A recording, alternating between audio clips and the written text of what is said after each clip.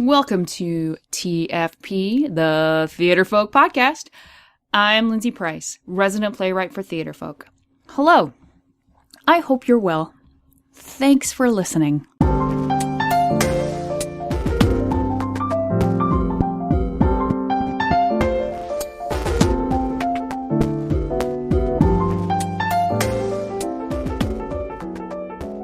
Today we've got something a little different and a little interesting, I think. I do indeed think so. And so one of the things that I have been doing on a regular basis lately is talking to classes and also to casts, those who are working on my shows via Skype.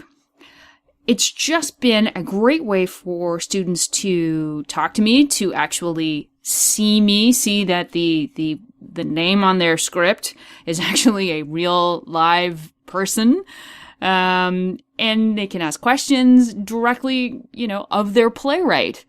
And because it's all through, the tubes and the wires of the internets, it really is so easy. It's such an easy way to communicate.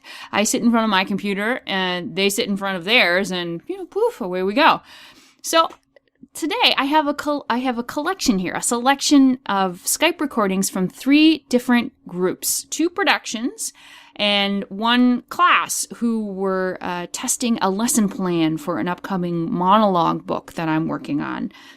So the first group you'll hear is from, and this is really the best example of how technology basically can bring the world together. They are from a northern Canadian community in Inuit, so far north that there are no roads. It's a fly-in only community. And I did this Skype at the beginning of November, and they had enough snow to snowmobile on. And they were also telling me about their in-town polar bear problem.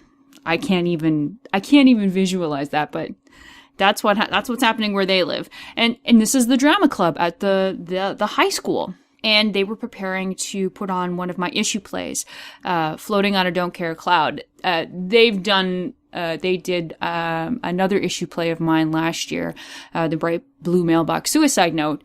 And they prepare them and they perform them for their school and also their community. So Floating on a Don't Care Cloud is a play about pot use in a high school, the stereotype of a drug user, and sometimes how the person abusing drugs does not fit the stereotype. Sometimes they're like the yearbook editor. So these guys had great questions about the play, but also broader questions about writer's block or just how do you learn lines? And have a listen. I really enjoyed getting to know these kids, and in this recording you will hear my biggest theatrical pet peeve of all time. Okay, so how long have you guys been rehearsing? About 2 weeks. No. 2 months, more than like 2 months, yeah. Probably. And when's your first show? It's tomorrow, isn't it? No, Tuesday. Yeah. Tuesday and Wednesday. And who will you perform for? Everyone. First the school, then Public. Yeah, 2 public shows and 2 school shows. 2 public shows and 2 schools. So will your whole community show up for the show? You think? Yeah. Maybe? Hopefully? Yeah. Hopefully. And they've got. Oh, sorry. I was just going to say they've got 2 or 3 questions. They've got 2 or 3 questions ready for you whenever you want to. All right. Feel. I'm ready. Lay 'em on me. Okay. You want to ask your question there, Kevin? Why did you write this play?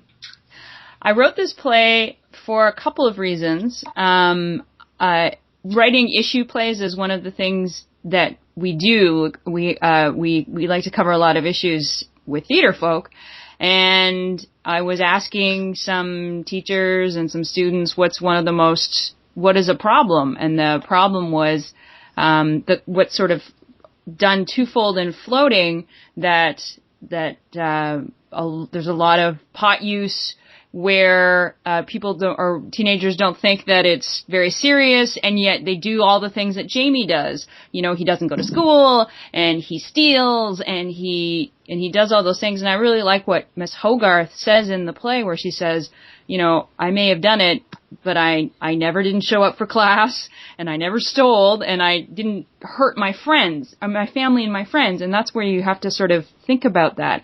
And also the other side, Maya, who is very judgmental about people like Jamie, and very she separates herself, but she's a drug addict too. Just because she thinks she's taking it for a quote unquote good reason to have good grades, she's just as much of a drug addict as Jamie is. And I wanted to show that too, that you can't stereotype people. People think that drug addicts look and talk like Jamie. They don't. They look and talk like Maya too. And so that's kind of what I wanted to explore. And I love theatricalizing strange things. So I was like, okay, I'm going to theatricalize pot.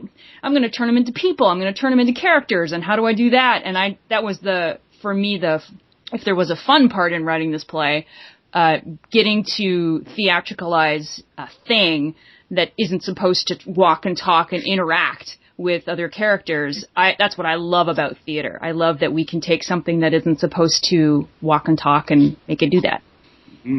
Cool. Yeah. Who's got another question there? Justin had a question? No. Karen did. Okay. Maybe you want to ask the one about, Larry had a good question earlier. Larry, do you want to fire your question from back there? My question for you is, how do you deal with writer's block? You know what? That's something that I don't often have, and I think it's because I don't wait for inspiration to write, so I don't sit around waiting for, ideas to hit me. There's that stereotype of writers that they just sort of sit around and then they say, oh, I'm going to write a play, and then a magical pony kind of shoots out of their head down a rainbow and like, hey, I got a play, all right. And it doesn't happen that way. It's a very practical, tangible act for me. So I approach it in tangible ways. So I do a little bit of writing every day. So I don't worry about writing for 2 hours or 3 hours or 4 hours. Sometimes I only manage 5 or 10 minutes. But if I do it every single day, I get to the end. And I also don't worry about if I don't feel like it. If I don't feel like it, then my writing is really crappy, and that's okay. I'm very happy to write badly, because bad writing is better than no writing at all. So that's really the biggest tip for getting over writer's block, is learn to love your ugly writing, and just learn to do it as a habit. Do it every day, and just take a notebook or take your phone, get your phone out, and just sort of like, open up a little box and just write some, keep a thing in your phone where you can just have your notes or your ideas. And if that happens on a consistent basis in a little chunk, you'll never have writer's block. Cool. Any other questions? There was another question. Yeah, go, Ethan. Is this play real? Was it based on? Yeah, true story. It's based on a true story. It's not based on a true story. I did a lot of research beforehand, because I didn't want to say things that were false. But I have a very active imagination. I love making stuff up. Lindsay, we were wondering as well, what was your idea behind having all of the characters on stage in chairs rather than coming on when they were needed, sort of thing? Why did you want to have them on stage all the time? You know what? It's something that I like. I thought that it just creates an atmosphere. Like TJ is running out of time, and if everybody is there, sort of overlooking and just they're right there to be in their scene, that it just everything snowballs very quickly, as opposed to that scene and exit, scene begins, next person enters. I'm all about getting rid of any dead time. I hate blackouts. I hate blackouts. Blackouts are my biggest theatrical pet peeve, because it gives the audience time to think about their laundry or what they're going to have for dinner. And we want them in the world of the play from beginning to end. You want to suck that audience in, and you want to grab them by the collar, and you don't want to let them go.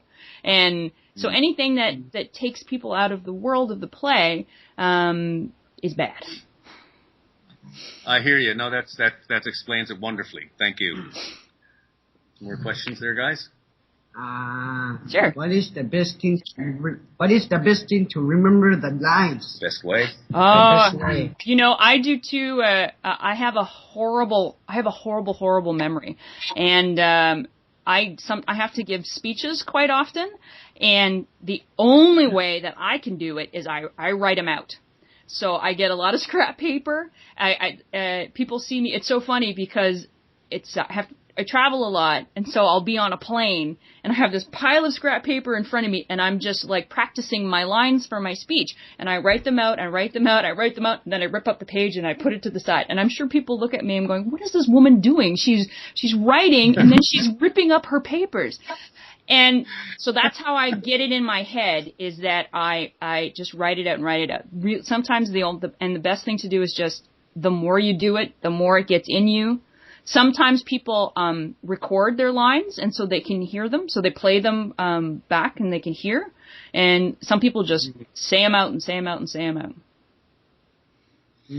That's a great idea. I've got a few dictaphones in my classroom. You may have given me some ideas for some of the kids having problems with memory. You know what? They could tape. Absolutely. It all depends on how everybody learns things differently. I think I learn with writing because that's what I do all the time. But there's so many people who learn orally that it sort of seeps in your brain that way. Okay, so this next group that you're going to hear is from a class in Alabama. You'll hear me mention, they asked me about hockey, of which I know nothing, and I mentioned their Roll Tide, which is a catchphrase for the University of Alabama football team. Notice how well that rolls off my tongue. And through Skype, so these students shared monologues that they had written using a lesson plan of mine, and just like, how cool is that? So they're working on a project in class, that was put together by me, and then I get to directly to see and hear the results of their work. Love it. I just, I love the internet. I do. But aside from that, so this class had also prepared some questions for me. And it was fascinating. What this class was interested in was completely different. They were really interested in my human aspects, right? To sort of make who I was not just a name on a page. And some of them knew my work because the teacher was familiar with my work. But it seemed really important to them to make me human, right? So who did I know? Who have I met? Where did I come from? What did I like? What's my degree in? What's my favorite color? A really interesting mix of questions. How long have you lived in Canada? All my life. So I have lived in Canada for 40, almost 44 years. I'm going to be 44 really soon. Uh-oh. Okay, what's next? What made you want to write plays? I started out as an actor, and I didn't like the parts that I was getting as an actor, and I got to a point where I just said, well, I'm going to write my own, and I started writing my own material, and I got to a point where I was more interested in the writing and listening to an audience respond to the writing than I was being an actor. And I have a very specific moment where I'm on stage and I'm performing one of my own pieces, and I'm just like, I don't care what I'm doing on stage. I'd rather be at the back, sort of listening to the audience. So I went from being an actor to being a writer. Okay. Have you ever met Justin Bieber or any other celebrities? No, I live in a if there's 1,000 people in my town, that's on a good day, and Justin Bieber doesn't live anywhere near me, Okay. so nope. Yeah. How many plays have you written? Over 50. Over 50. Wow. Yeah. And I get about 400 productions a year. All my stuff is done in schools, and I get plays. My plays are produced across Canada and all over the U.S. and overseas too. I just had one in the UK, in Singapore, one in Peru. I like Peru. Okay. When did you write your first play? I wrote my first play when I was 20 years old, 1991. What's your favorite hockey team? None. 0.0. I'm a proud Canadian, and I couldn't watch hockey to save my life. I do watch a little bit of football, though. I told him that you watched football. So, yeah. I know all about your Roll Tide. I know all about them. So, where did you go to college? I went to a small university called Wilfrid Laurier in Waterloo, Ontario, which is near Toronto. What is your favorite type of play that you've written? My favorite type of play? I like things where I can theatricalize something on stage that's not supposed to be on stage. Like when an inanimate object talks, or I take somebody who's a literary person and turn them into a living, breathing character. So I like doing things theatrically that you don't see in real life and that aren't supposed to happen. And I think that's when theater is the best. More so than movie audiences, because movie audiences, they want realism, right? You know, there's got to be the real battle and the real alien attacking the real transformer. And I don't think theater audiences are the same. They'll go with you and they'll use their imagination. Okay, what is your degree in? I have an English degree. But if I could go back, I wouldn't. I don't know if I would go to university. It's hard to say because I guess it kind of helped me because I did a lot of reading, but I like to read anyway. So, I could have done that in my spare time and not in classrooms. But I think it's really important to know how you learn. And for me, I learned, I don't have any degrees in playwriting. I learned by doing it. And I just did it over and over and over and over and over and over and over and over and over again. And that's how I learned to be a playwright. So I don't know if I would be a better playwright if I went to school for it. I do pretty well. So I don't regret not having a playwriting degree. What's your favorite color? Black. What's your favorite movie? What's my favorite movie? I love Ferris Bueller's Day Off. Wait, what? And there are bits of timing in that movie that show up in my plays all the time. When Cameron is sitting in the car and he's going, I'll go, I'll go, I'll go, I'll go. I use that all the time. Like the timing of it, not the same lines, but the timing of it. And then there's a guy whose name is escaping me right now, but he did one of the new Batmans. I can't remember, but he has done a movie called Memento, and I think that is a really that's a really great movie. We knew what you were going to say. I just caught myself in the middle of that one. Sorry, guys.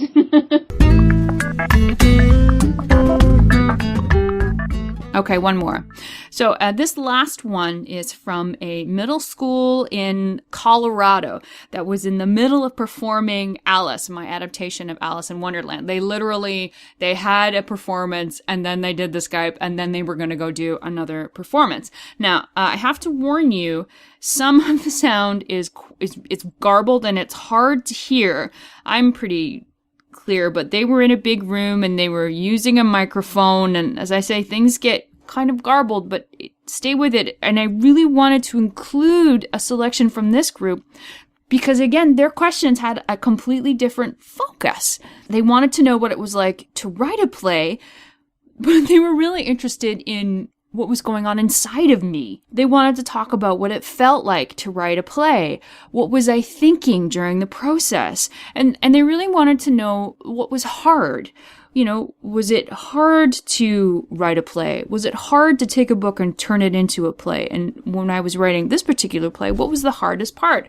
And I love that. I love that these were middle schoolers, and this is where their brains went. And of course, they wanted to know who my favorite character was. And it just happened that the girl who was asking that at the time had played the part that I think is the best. I always wanted to be the Duchess in Alice. There you go. That would be my favorite part. So again, some of it is garbled, but stay with it. I just think the questions are so insightful coming from preteens. And I repeat most of the questions mostly because when I was listening to it, I had no idea what they were trying to ask and wanted to clarify for myself. Here we go. How do you write a play? Okay, I think the question was, how do you write a play? Awesome. You know what? It's something that when you think about it, it seems really foreign, and that it's something that you shouldn't be able to do. But it's kind of the same thing, like basketball or climbing a mountain. All it does is it takes practice. So I've been practicing for almost 20 years. So for me, it's a very normal and everyday habit thing. That's how I write a play. And it's a habit for me to sit down and put words on the page. And I love theater, so I have conversations going on in my head all the time. So it's pretty natural for me to think in dialogue. So that's usually where it starts. I have characters who talk to me, and then it gets bigger. Is it hard to write a play based on a book without using all the parts? Is it hard to write a play based on a book? Yes. Adaptation is my favorite form of playwriting. I love taking something in another form, like Alice in a book, and I've also done Edgar Allan Poe's poetry and Walt Whitman's poetry and turned them into a play. I love doing that. So for me, it's not hard. It's challenging. It's not an easy thing, but it's the kind of challenge that I love. Is it fun to write a play? It is a lot of fun to write plays. I love it. It's my favorite thing to do. What scene was the hardest to put together? I think the hardest scene to put together was the beginning and her getting down the rabbit hole, because I wanted to do something that had some movement in it, not necessarily words, because, you know, in the book and in a movie, it's easy to have her falling down the rabbit hole, and you can't quite do that in theater. How does it feel to know that kids all around the world are performing the play you wrote?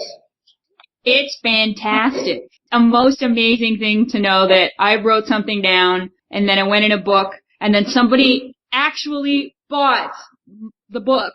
And then even better than that, they decided they were going to put the play on. So now they're speaking my words to an audience I've never met. Just recently, I've had plays in Peru and in China, and like that blows my mind. Okay. For one, I really enjoy doing the show. I'm the Duchess, the Knave, and the Fourth Door. Yes. And it's really very nice. Screaming pig and throwing the stuffed animal. I really like it. If I was going to play a part, I would want to be the Duchess. Oh, thank you. Good. How did it feel as you were writing the play? What did you feel? You feel a whole bunch of things. You feel excited at the beginning, and then sometimes you feel frustrated when you hit a problem, and then you feel proud when you have a finished product. I really enjoyed doing this play. This is, to be honest, one of the greatest experiences for me. I was one of the Cheshire Cats. There's 3 of us. It was first written for a high school group, and I had all these people that needed to be in the play, and I'm like, well, the Cheshire, and I couldn't do the Cheshire Cat the way they do it in the movies, so I was like, how can I make this a little weird? And I thought, well, let's put 3 people in and do the cat. What were you thinking about as you wrote the play? I was thinking about being that I really liked the book, and I wanted to find a way to stage it that anybody could stage it, because it's got a lot of technical elements to it. So I thought about how I can make that happen. Who's your favorite character in the play? The Duchess. I played the Mad Hatter in the play, Awesome. and I was wondering, do you like being mad? Well, I think I am in my own way. I think because people ask me all the time, like, are your plays based on somebody? Do you use your own life? And I'm like, nope, I just make it all up. And I'm like, well, I think that makes me probably a little bit mad that I can just, I seem to have a bottomless well of things that I can use for plays. But I spend a lot of time working on that too. It's a practice thing. I practice being mad, I think. Yeah, the role's really fun. Good. And why did you think of writing a play? That is huge. I've always loved theater, and I used to be an actor, and I didn't like the parts that I was getting as an actor, and I just one day just said, well, I'm going to write my own. And then I found out that I liked writing more than acting. Okay, so if you're sitting here and you're like, I would love to do some kind of Skype session, here's some advice. The biggest piece of advice I can give is that if you are preparing to do something with a playwright, is to prepare questions ahead of time. And you probably want about 10 questions. That's a good, nice number. And this way, so you don't get to the session and everyone is staring at the computer monitor and, I'm staring back at you. You've got this opportunity, use it. And if you're doing a play, think about specific questions you may have about the script or something that happens to a specific character. In the floating session, as you heard, they asked about having all the characters on stage at once, and why was that? And it allowed me to directly share what I was thinking when I wrote the play. A great opportunity for me to get across something that I might not have been able to put directly into stage directions, or certainly I wouldn't be able to put it into the text. And a great opportunity for them, it takes something that they looked at the script and maybe didn't quite get, and to have somebody, the person who wrote it, give an explanation. And if you're unsure about something, a Skype session is the perfect time to ask. I just Skyped this week with a school who are a week away from performing Humbug High, and they wanted to know my thoughts on how to portray a certain character, because I don't think they were quite sure. And you could see the relief when what I said matched what they were thinking. Sometimes that's all you need. You just want to have your choices clarified or justified. And this was really cool too. So this production, after they were finished talking with me, they were going to run their lines, but their main actor was away because of American Thanksgiving, but she was online and she was going to do her lines via Skype. Have I mentioned that I love the internet? It's so cool. So before we go, let's do some Theatrefolk news. And while I think it just makes sense here to say that if you're doing one of our plays and you want to talk to the playwright, give us a shout.